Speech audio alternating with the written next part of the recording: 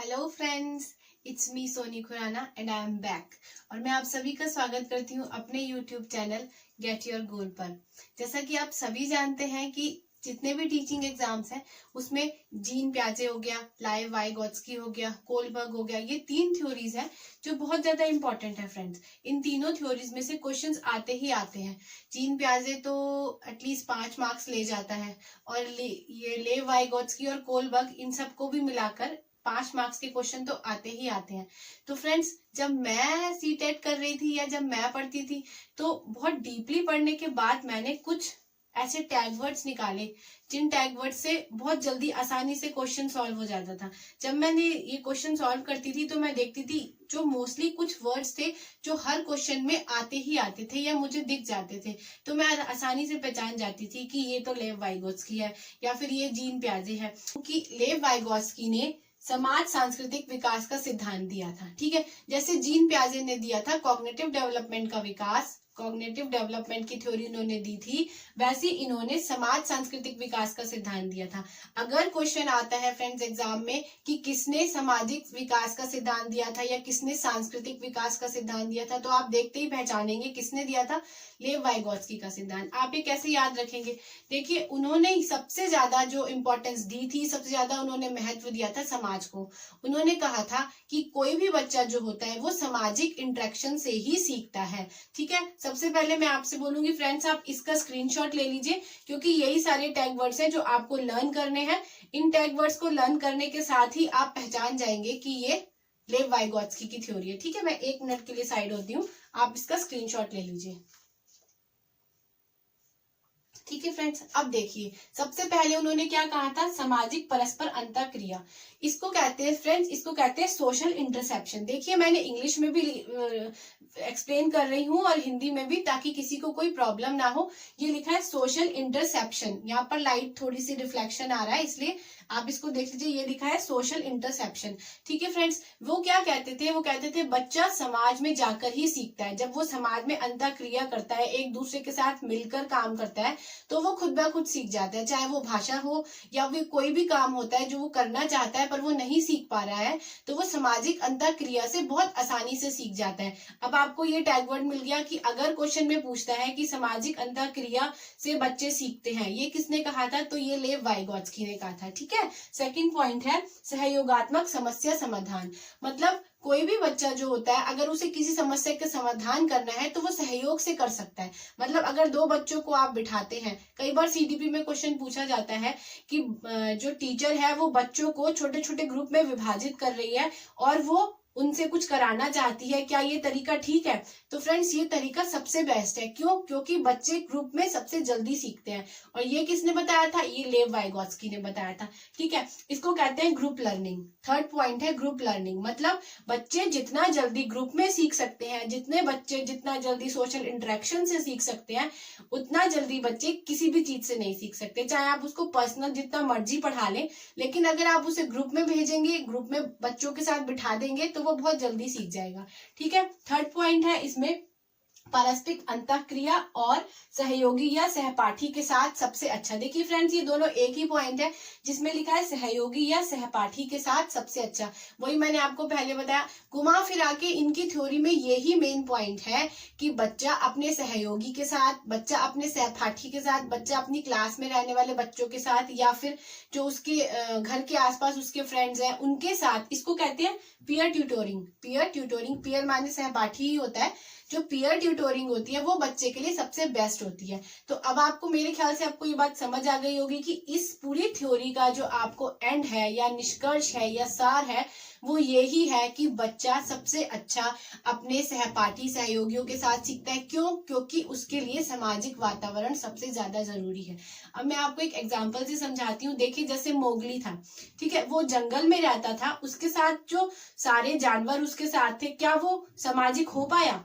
क्योंकि उसे वैसा समाज नहीं मिला, वैसे उसको अपने जैसे अपने साथ के बच्चे नहीं मिले, तो वो उन सब की चीजों को नहीं सीख पाया। वो रीति रिवाज या भाषा या जो भी चीज है, अब वो किसी भी लैंग्वेज से वो अपनी बातें उनको समझाता होगा या जानवरों की बातें समझ लेता होगा, पर उसे लैंग्वेज तो नहीं आई ना, या ना ही वो सामाजिक हो पाया, ना उसका सांस्कृतिक विकास हो पाया, ना उसका ऐसा कोई भी विकास हो पाया जो कि एक बच्चे का होना चाहिए। तो क्यों? क्योंकि उसे समाज नहीं मिला। ठीक है ना। अब आप ऐसे समझ सकते हैं कि किसी भी बच्चे को डेवलपमेंट के लिए, किसी भी बच्चे के डेवलपमेंट के लिए समाज बहुत ज्यादा जरूरी है।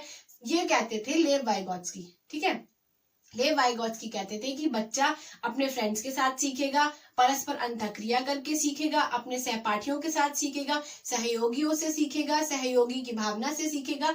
यही सारे पॉइंट्स, ये इन 4 पॉइंट्स में आए हैं। ठीक है, अब मैं आपको नेक्स्ट पॉइंट एक बता दूं फ्रेंड्स, जिससे क्वेश्चन बहुत बार आता है, आप इसको भी जरूर याद कीजिएगा कि क्या वो कहते थे समूह का सक्रिय सदस्य वो किशोरावस्था में बनता है। ये क्वेश्चन ऐसी डायरेक्ट पूछा जाता है, आप चाहे इसे रट लीजिए या चाहे अपने माइंड में घोल के पी जाइए। ठीक है, वो डायरेक्ट यही क्वेश्चन पूछता है कि लेव वाइगोत्स्की के अकॉर्डिंग बच्चा कब समूह का सक्रिय सदस्य बनता है। तो कब बनता है? किशोरावस्था में बनता है। ये चीज आपको याद करनी है। दूसरी चीज, इस वाली थ्योरी से ये क्वेश्चन बहुत ज्यादा आता है कि बच्चा जो है गिरोह अवस्था, बच्चे की गिरोह अवस्था कौन सी है, मतलब बच्चा गिरोह में काम करने लगता है। हमारे माइंड में एकदम क्या आता है कि शायद किशोरावस्था होगी जो बच्चा गिरोह में काम करता है। उनका मानना था कि बच्चा उत्तर बाल्यावस्था में करता है। देखिए, उत्तर बाल्यावस्था क्या होती है? बाल्यावस्था और किशोरावस्था के बीच की जो एज होती है उसको इन्होंने उत्तर बाल्यावस्था माना, जो कि है 6 से 12 साल। ठीक है, इन्होंने 3 से 6 साल मांगा बाल्यावस्था को और 6 से 12 इन्होंने माना उत्तर बाल्यावस्था को। ठीक है फ्रेंड्स, मैं यहाँ लिख देती हूँ। उन्होंने उनके अकॉर्डिंग 3 से 6 थी, वो थी उनके अकॉर्डिंग बाल्यावस्था, और 6 के बाद जो एज थी वो थी गैंग एज, 6 से 12, और 12 के बाद कौन सी थी? किशोरावस्था। ठीक है ना। अब आप समझे, तो उनके अकॉर्डिंग क्या है, जो गिरोह अवस्था है वो बाल्यावस्था और किशोरावस्था के बीच की एज को उन्होंने गिरोह अवस्था का। ये भी डायरेक्ट ऐसे ही क्वेश्चन पूछा जाता है। अगर आप प्रीवियस ईयर के क्वेश्चन पेपर्स उठाएंगे तो उनमें आपको ये क्वेश्चन एज इट इज मिलेंगे, और ऐसे ही मोस्टली क्वेश्चन पूछे जाते हैं। बस लैंग्वेज थोड़ी सी हेर फेर होती है। आपको बस ये समझना है कि अगर समाज की बात हो रही है, संस्कृति की बात हो रही है, या फिर परस्पर अंतःक्रिया की बात हो रही है, पीयर ट्यूटोरिंग की बात हो रही है, सहपाठियों के साथ पढ़ने की बात हो रही है, तो वो कौन है? वो लेव वाइगोत्स्की है। फ्रेंड, बहुत इजी है, बस आपको छोटे छोटे कॉन्सेप्ट पता होने चाहिए। बल्कि बच्चे बहुत इन थ्योरीज को बहुत ज्यादा बड़ा समझते हैं। मैं आपको एक बात बता दूं, मैंने जीन पियाजे से भी रिलेटेड एक थ्योरी बनाई, एक वीडियो बनाई है जिसमें मैंने टैग वर्ड्स को यूज किया। जैसे मैंने इसमें टैग वर्ड्स यूज किए हैं, वैसे मैंने जीन पियाजे की थ्योरी में भी टैग वर्ड्स यूज किए हैं। और मैं वैसे लिंक उसकी डिस्क्रिप्शन बॉक्स में डाल दूंगी, नहीं तो आप मेरे आप मेरी प्लेलिस्ट में जाकर भी उसको देख सकते हैं। फ्रेंड्स, प्लीज आप मेरी वीडियो को, अगर आपको वीडियो अच्छी लग रही हो तो मेरी वीडियो को लाइक कीजिएगा, शेयर कीजिएगा, और मेरे चैनल को सब्सक्राइब जरूर कीजिएगा, ताकि मैं जो भी वीडियो बनाऊं, किसी भी थ्योरी से रिलेटेड या कोई भी सब्जेक्ट से रिलेटेड वीडियो बनाऊं, तो वो आपको वीडियो आसानी से मिल जाए। ठीक है, अब हम आगे बढ़ते हैं। इतना समझ आ गया आपको? अब हम आगे बढ़ते हैं। नेक्स्ट पॉइंट ये कहते थे, ये भी बहुत इंपॉर्टेंट है फ्रेंड्स, ये भी पूछे जाते हैं क्वेश्चंस। वो कहते थे सोशल स्पीच 0 to 2, बच्चा सामाजिक वार्ता करता है। तो वो भी ऐसे पूछे, सामाजिक वार्ता कौन सी एज में करता है? तो 0 to 2 ईयर्स में। प्राइवेट स्पीच वो कब करता है?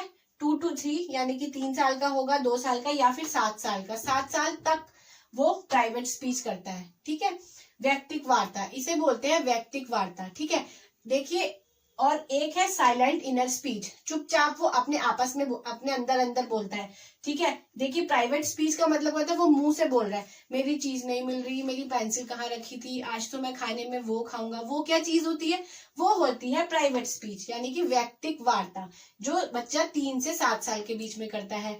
अब नेक्स्ट होता है साइलेंट इनर स्पीच। अब उसे जोर जोर से बोलने की जरूरत नहीं, अब वो अपने मन मन में ही बोल लेगा। जो भी चीज उसने बोलना है, जो भी चीज उसने समझनी, वो अपने मन मन में ही चुपचाप शांति से बोल लेगा। उसी को बोलते हैं साइलेंट इनर स्पीच। ठीक है, अब हम आते हैं नेक्स्ट पॉइंट फ्रेंड, इसको वेरी इंपॉर्टेंट टिक कीजिएगा आप।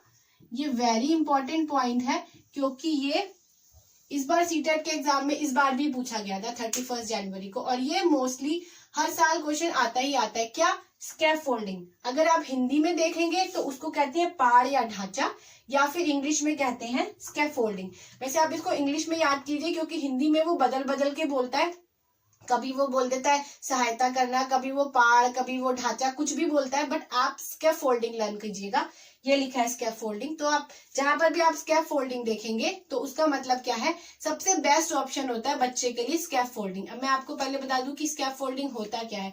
देखिए, सपोज कोई बच्चा है, उसे थोड़ा सा तो वो करना आता है, कोई भी काम वो कर रहा है थोड़ा सा आता है, अगर उसे कोई बड़ा बंदा थोड़ी सी उसकी हेल्प कर दे तो वो उसको और अच्छे से कर लेगा, वो होती है स्कैफोल्डिंग। जैसे मान लीजिए एक छोटा बच्चा है, वो साइकिल चलाता है, पहले वो 4 पहियों से साइकिल चलाता था, फिर उसने 3 पहिए कर दिए साइकिल के, धीरे धीरे चलाना सीख रहा है, उसके पापा ने पीछे से उसको पकड़ लिया, तो वो हो गई स्कैफोल्डिंग। क्यों? उनको वो सहारा दे रहे हैं अपने बेटे को, वो अपना बेटे का ढांचा बना रहे हैं, अपने बेटे की सहायता कर रहे हैं, तो वो होता है स्कैफोल्डिंग। ठीक है, हिंदी में वो किसी भी तरीके से पूछ लेता है, पर इंग्लिश में वो स्कैफोल्डिंग से ही पूछेगा।